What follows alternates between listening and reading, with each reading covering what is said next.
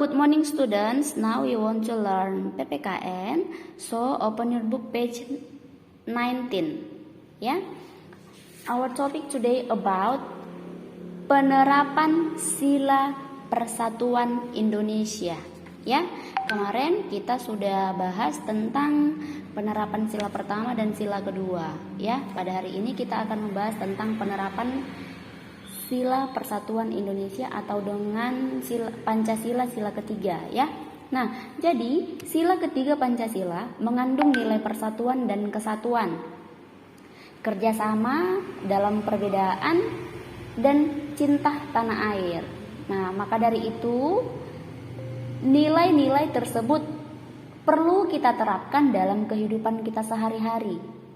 Ya. Kalau kita tahu bahwa penerapan sila ketiga Pancasila mengandung kesatuan dan persatuan serta kerjasama dalam perbedaan dan cinta tanah air, itu harus kita tetapkan. Jangan kita tahu tetapi kita tidak mau menerapkan. Ya, nah perhatikan contoh berikut. Ya, pada gambar A, ya desanya si A ini mengalami kebanjiran, ya, di mana semua barang-barang berhanyutan akibat banjir, ya. Nah, kemudian pada gambar B, ya, seluruh warga di desa tersebut atau di kampung tersebut, ya, bergotong royong bersatu untuk membersihkan kampung tersebut karena telah terkena banjir tadi. Ya, nah jadi berdasarkan gambar di atas dapat kita ambil kesimpulan bahwa dengan menerapkan sila ketiga Pancasila maka akan memberikan banyak manfaat bagi orang lain. Ya, kalau hari ini kita menolong orang lain, ya maka ketika kita membutuhkan bantuan orang lain pun akan bersedia membantu kita. Ya, nah. Untuk tugasnya, kamu boleh selesaikan kegiatan 1.3 pada halaman 21. Next, number 4. Penerapan sila kerakyatan yang dipimpin oleh hikmat kebijaksanaan dalam permusyawaratan perwakilan. Ya.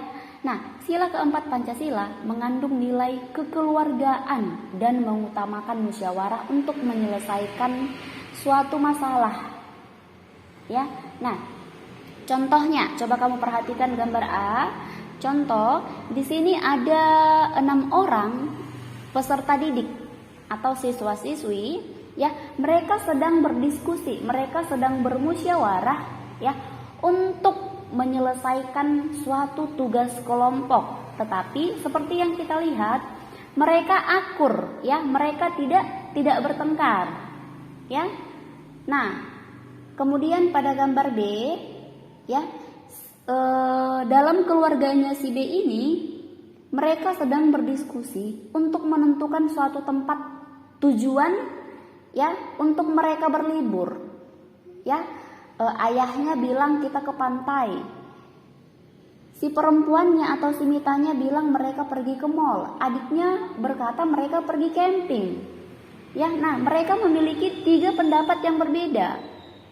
Ya, nah tetapi mereka memusyawarahkan hal tersebut dengan baik, ya, bahwa mereka akan pergi ke pantai mengikuti idenya si ayah, ya. Nah, berarti si Mita dengan adiknya, ya, tidak boleh sakit hati, ya, harus menerima pendapat dari si ayah, ya. Nah, kemudian ketika kita bermusyawarah, ya, kita harus bisa menghargai orang lain atau menghargai peserta musyawarah yang memberikan pendapat.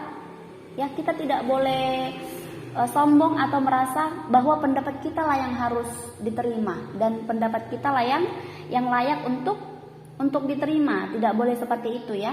Kalau kita mengajukan suatu pendapat ketika melakukan suatu musyawarah, pendapat kita tidak diterima, maka kita harus bisa menerima dengan lapang dada. Ya.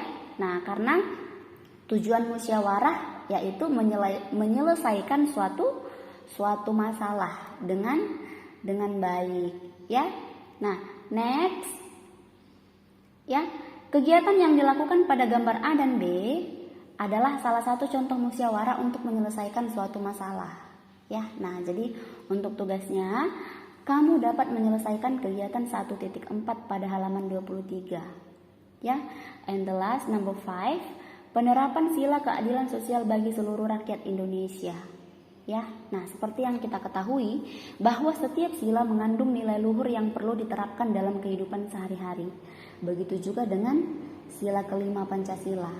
Ya, nah jadi contoh dari sila kelima Pancasila yang pertama, bersikap adil terhadap semua teman ketika bermain, artinya tidak berat sebelah, ya. Karena dia kompak dengan si A dan tidak terlalu kompak dengan si B, ketika si A melakukan kesalahan, dia akan bela si A.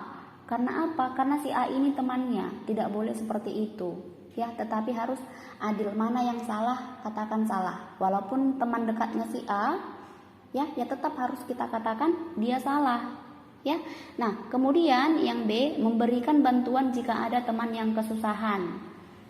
Ya, kalau ada temannya kesusahan dan membutuhkan bantuan misalnya, harus kita bantu. Yang ketiga, menghindari sikap sombong, ya. Nah, ini nih, kita tidak boleh sombong, ya. Dan yang terakhir adalah menghormati hak dan kewajiban orang lain, ya. Jadi harus saling menghormati. Ya, hormati hak dan kewajiban orang lain, maka orang lain juga akan berlaku seperti itu kepada kamu, ya. Nah, next, untuk tugasnya kamu dapat menyelesaikan kegiatan 1.5 pada halaman 25 dan kamu dapat menyelesaikan tugas halaman 26, 27 dan halaman 28, ya.